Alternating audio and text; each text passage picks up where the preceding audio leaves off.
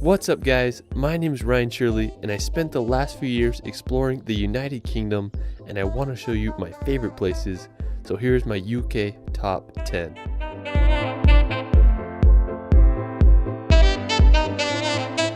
The United Kingdom is made up of the countries of England, Wales, Northern Ireland, and Scotland. If you want to go back in time and feel like you're in a fairy tale or a Harry Potter film, the UK is the place for you.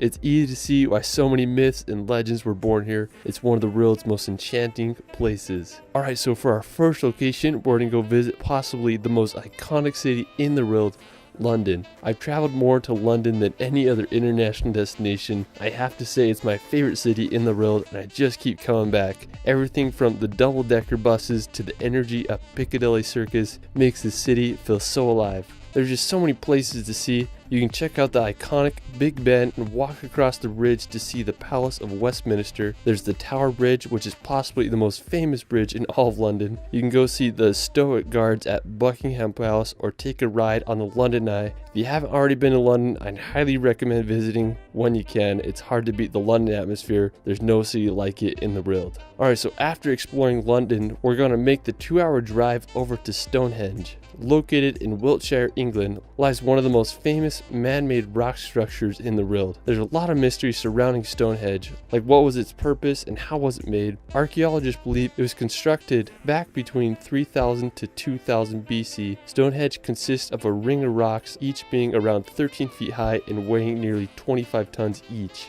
It's unclear what the exact purpose of Stonehenge was. It's believed that it was used as an astronomical observatory or a religious site. Either way, it sure makes you stop and think how people thousands of years ago were able to construct this. Alright, so after Stonehenge, we're going to head on over to the Jurassic Coast. While you won't find any dinosaurs here, you might find some fossils on the beach. The Jurassic Coast is England's only natural World Heritage Site, and it's become popular with its white cliffs and picturesque beaches that are full of fossils formed over 65 million years ago. One of the most famous spots on the Jurassic Coast is Durdle Door. It's this limestone arch that goes straight into the ocean. There's a great beach there, and I just can't think of a better place to spend during the hot English summers. One of my favorite spots on the Jurassic Coast is Old Harry's Rocks.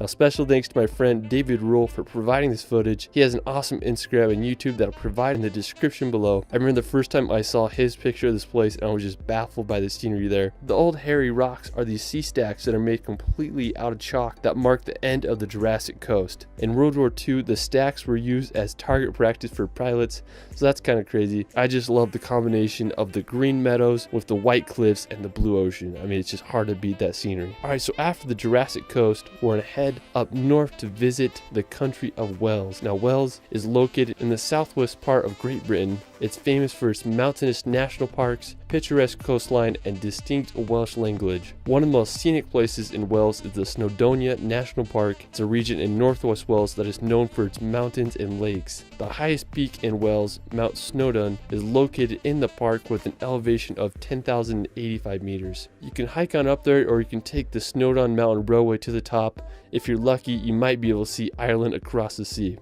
Alright, so after Wales, we're going to head to the Isle of Man. Now, located in the Irish Sea, right between England and Ireland, lies a rugged island known for its rural landscapes and medieval castles. While it's technically not part of the United Kingdom, it has status of crown dependency, and the UK is responsible for its defense and external relations. The Isle of Man has had an interesting history. Humans have lived on it since 6500 BC, and in the 19th century it was ruled by Norway, but in 1266 the island became part of Scotland and now it is a self-governing isle. An interesting place on the Isle of Man is Peel Castle. It was constructed by Vikings in the 11th century and just sits right on the ocean. I mean, it's a pretty cool castle if you ask me. Alright, so after the Isle of Man, we're going to head across the sea to visit Northern Ireland. Now, Ireland is full of just beautiful scenery, dramatic coastal cliffs, and countless castles. Back in 1921, Ireland was split into Northern and Southern Ireland as a result of the Government of Ireland Act of 1920. While Southern Ireland became a free Irish state, Northern Ireland remained within the United Kingdom. The capital of Northern Ireland is the city of Belfast, which is the birthplace of the Titanic ship. One of the most iconic places in Northern Ireland is the Dark Hedges. It's this road lined with beech trees planted in the 18th century. It was used as a filming location for the Game of Thrones. On the northern coast, you can check out the Carrick Already rope bridge or see the basalt columns at the Giant's Causeway. I mean, there's just so much history and beauty in Ireland, and it just makes me want to go there and explore. Alright, so for our next location, we're gonna head to Scotland to visit the Isle of Skye. This is probably my all-time favorite place in the UK. You literally feel like you're in a fairy tale when you visit there. I was lucky enough to go to the Isle of Skye last summer, and it's about a 5-hour drive from Edinburgh. One of the most impressive places in the Isle of Skye is the Old Manastor. It's one of my all-time favorite rock formations.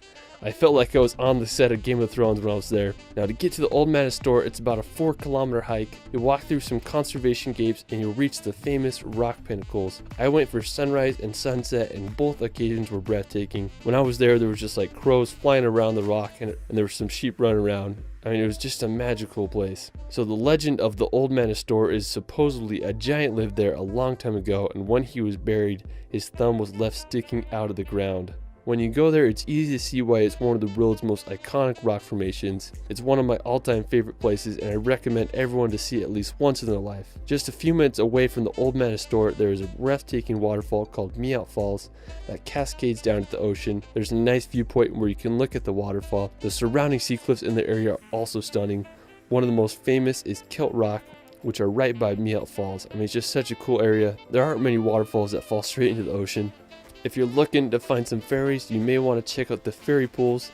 There are these picturesque blue pools that lie at the base of the Black Collins. When I was there were so many midges, I didn't dare get close to water, so make sure you bring some bug spray. If you want to do a beautiful hike, I'd also recommend visiting the Corang. It's one of the most beautiful areas in the Isle of Skye. You feel like you're walking on a giant golf course. I found this crazy vantage point to get a good 360 view of the whole area. Alright, so after the Isle of Skye, we're going to head over to the nearby Eilean Donan Castle. If you're driving to the Isle of Skye, you will drive right by this.